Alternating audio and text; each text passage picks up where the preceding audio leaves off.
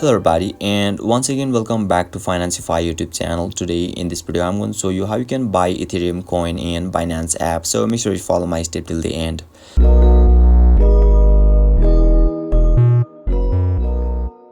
First thing first, I assume that you have already downloaded the Binance app, and now once you open it, and yeah, make sure you are already logged in as well. And now right after that you will be able to see the interface or dashboard of the Binance apps on in the screen, where you can see there is a wallets option at the bottom right corner of this dashboard. So let's tap on that wallets, and now you can see there is a buy crypto option at the middle of this screen, and make sure you are in the overview section.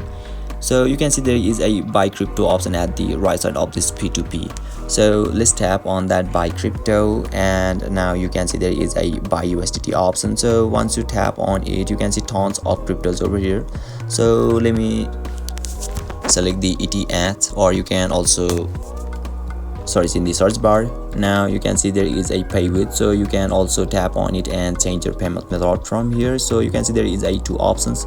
First one is card and another one is Apple Pay. And if you want to change your region or country, then just tap on the region, which is at the right side of this P2P trading.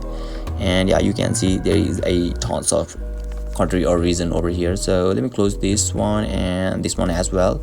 And now you need to enter your amount over here. Let's say I want to buy a Ethereum of worth of 100 USD or USDT. And now finally you need to tap on the add new card, and you need to enter your banking credentials over here and tap on the confirm.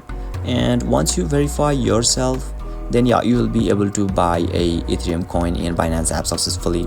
So basically this is how you can buy Ethereum coin in Binance app. And if you still encounter any issue during this process, feel free to leave a comment and I'll be happy to assist you.